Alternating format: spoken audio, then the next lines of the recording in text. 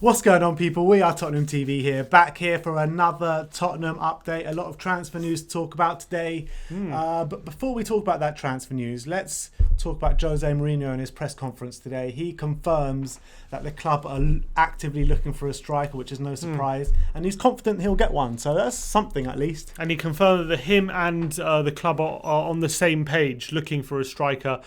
He said that I want a striker. The club wants a striker. They're both working very, very hard to find the right type of striker that he requires. And he's confident. He said he was asked is he confident they'll get one in before the end of the window, and he said I am confident. He said honestly I'm very confident we'll get one in. So it looks like things are happening. Hopefully we'll get one over the line. And he was talking about the main reason he needs a striker is because, as he said, the tremendous gift that he's been given from the EFL and the Europa League. He said the tremendous gift. He said the first time in his career he's ever had to cope with something, a schedule like this. And he said for the balance of the squad and for what he requires, he needs a striker. And he said this schedule has really put the team's ambitions in a big challenge. At risk. So when are we bloody going to get one then? Because we need one like now. Yesterday. The crazy schedule starts on Thursday pretty much. Yeah. A week yesterday, 6 days. I would say the crazy schedule probably starts next week, because this is like a standard week. Yeah. Premier League, Europa League. Yeah. Then next week it's like mad. It's like 6 games in. It's crazy. It's crazy. It's mental.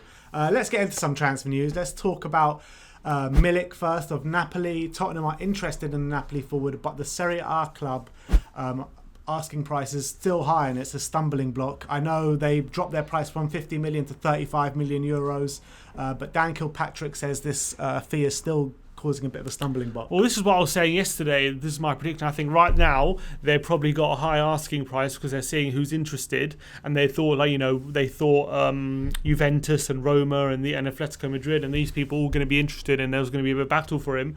But it looks like they've all pulled out, and I think the later this goes on, the more his price will drop because they can't afford to keep him on the books with 1 year left. So I think this one's going to rumble on. We're obviously not going to pay 35 million for him. I can't see us paying it. I think we'll probably, if we're going to get him, we'll be between like 15-20 million. The thing is, though, for them to drop that drastically from 50 million to 15 million, it's going to take 35 million. You mean? Oh, you mean overall? But I mean even more. Yeah. You're saying the maximum we'll pay is 15 million for him. For 20 million maybe. For them to drop from 50 million to that, because they're on 35 million at the moment, you're going to have to wait till the end of the window. Yeah, correct. And that's not something that we're looking. We need a striker right now. Correct. So I don't think this is one that we're going to pursue, to be honest. I really don't think so. I wouldn't be surprised if we do pursue it. I wouldn't be surprised if we do wait to the end, even with the crazy schedule. If he's someone who we really want and there's no other option, then I can see us waiting to the end of the window to kind of wait for that deal. That's after this crazy schedule that he'll come in. Which is a risk. It's a big risk, and I wouldn't be happy about it. I'd rather get him in early, but sometimes that's not the reality of the transfer window. Sometimes that's just how it is. Maybe we'll go. I think we'll probably go for other people, but I wouldn't be surprised if this one is the one near the end of the window that comes off. Uh-huh. But yeah, 35 million. I'm not going to pay. We won't pay. That's definitely for sure. I reckon a bit less than that, but it might take some time. All right, let's move on to some more transfer news. This is also from Dan Kilpatrick, and he says Patson Daka's agent has notified Spurs that the striker wants to stay at RB Salzburg. Yeah. So yeah, that's that. And agent is Freddie Canute. Yeah. Funnily enough, Freddie Canute. Come on, agent, man, bring him over. We didn't treat him well. Yeah, he's probably thinking, well, I wasn't treated that well, so maybe you shouldn't go there. Yeah. But I think, Canute's got to put a good word in for us, but.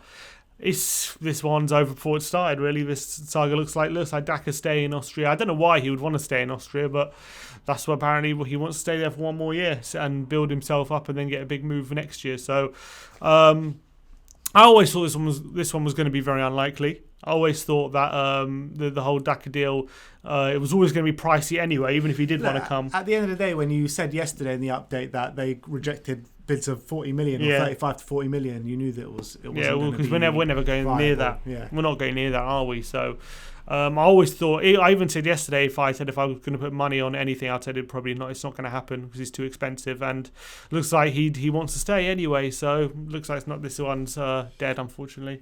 All right, and moving on to another striker who we've already talked about, Habib Diallo of Metz. The Athletic confirmed that we are very interested in the price that he's valued at by Metz is around 15 to 20 million. Yeah, I mean, that one sounds more likely, doesn't it? This one sounds like the best option at the moment. This one sounds like a goer. He's had 2 very good seasons, and he's a big physical striker.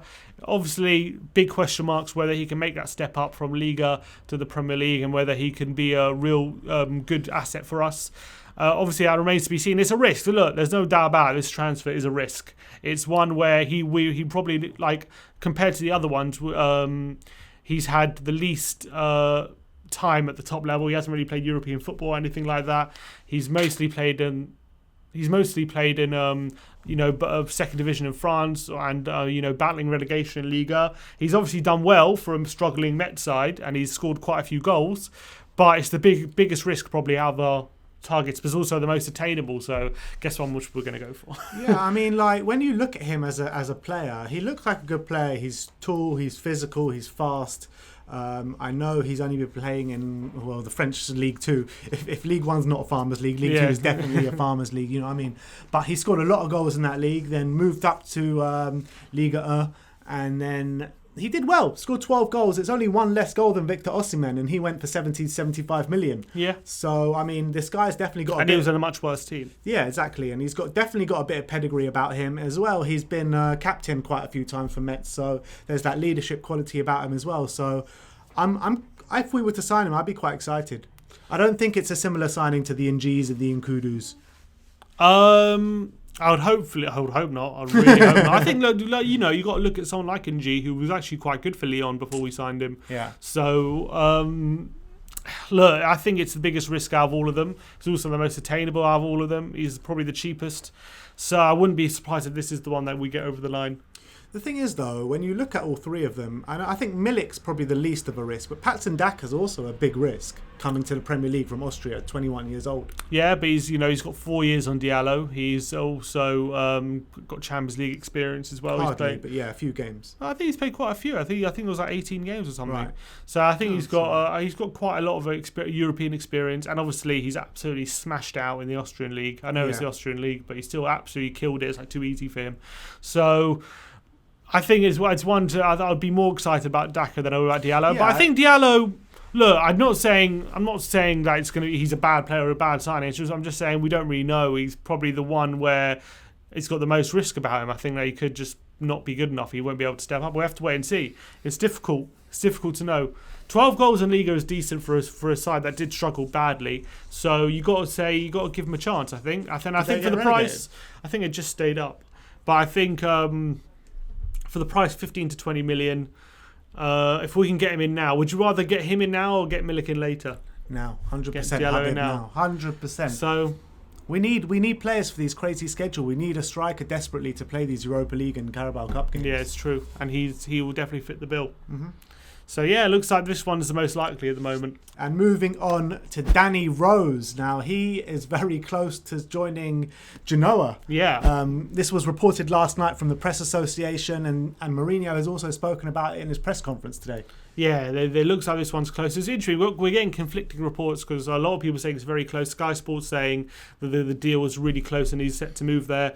But Dan Kilpatrick from the Evening Standard, he said that Rose is yet to be convinced by that deal, and there's nothing. He hasn't. He's waiting for Milan. Exactly, and he's not. No deal has been agreed yet, and Rose is yet to be convinced. So not really sure where the deal was at the moment. We're hearing conflicting things. Sky Sports and press, I think it was the Press Association, said the deal's close. So we're not really sure. It looks like it'll probably happen. I'm thinking because he doesn't have a lot of options at the moment, and no one's really interested in him. How much do you reckon we get?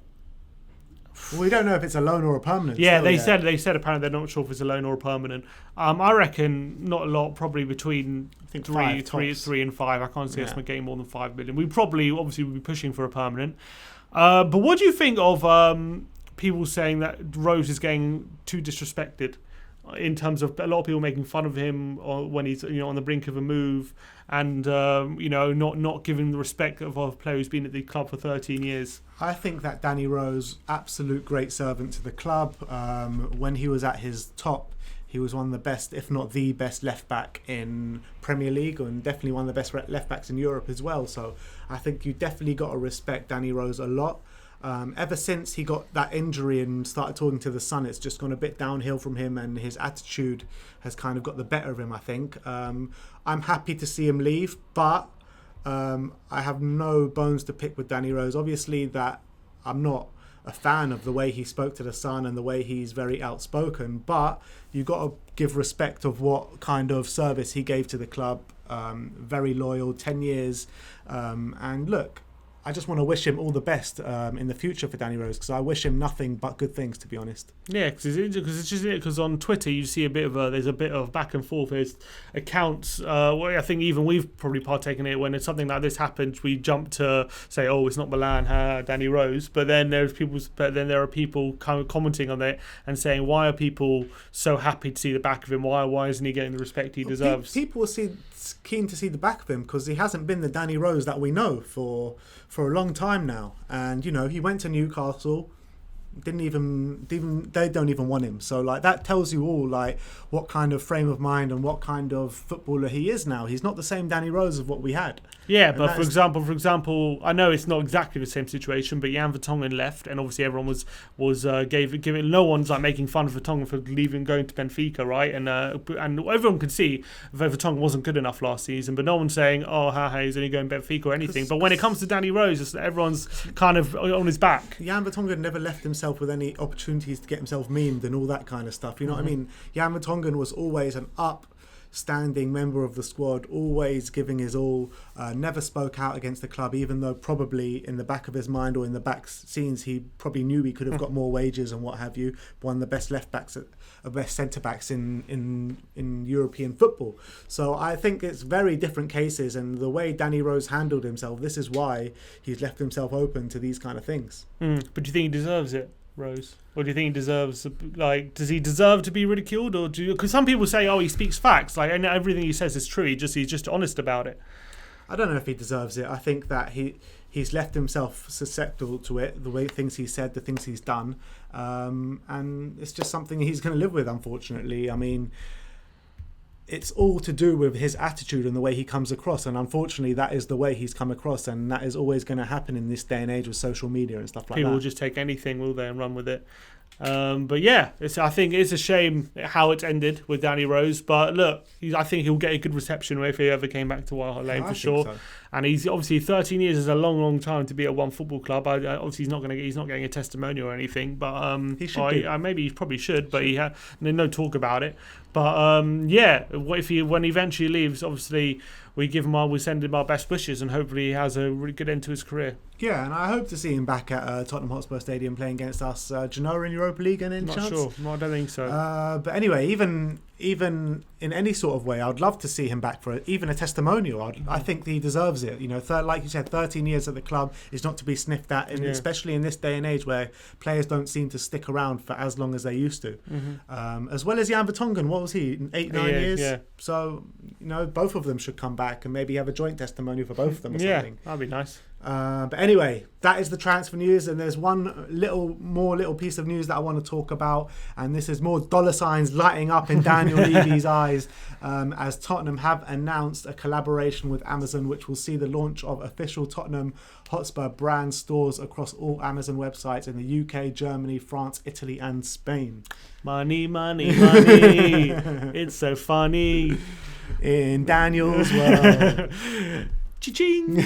Yeah, look. It's great news for the club. Why not? I think it's more avenues for revenue to come in, and just more places that Spurs can sell their merch. So you're going to be shopping at the online store or the Amazon store? Where are you going? Where are you going for your merch? I don't really shop that much for Tottenham merchandise. I like to keep... I spend my money on tickets. That's what I spend my money on. You know what I mean? So... Fair enough. But yeah, look, it's good to have an Amazon store, I guess. Why not? Maybe you contribute to our Amazon takeover, which is imminent, apparently. Exactly. Jeff Bezos is writing a contract, drawing him up as we speak. But yeah, apparently all items are available with Prime. So if anyone's interested, go for it. Why not? Check out the Amazon store. I don't know. Look. Great. Nice. Great news. All Great right. news. So that is the Tottenham update today. We spoke about the strikers that are linked to the club. Patson Daka doesn't look like it's happening anymore. Habib Diallo looks like it's probably the most likely out of the lot. And Milik is one that could potentially run until the end of the transfer window. And obviously that Danny Rose news of him potentially going to Genoa. That is the transfer updates for today. Let me know in the comment section below of any thoughts you have regarding those players. And as always, Come on, you Spurs.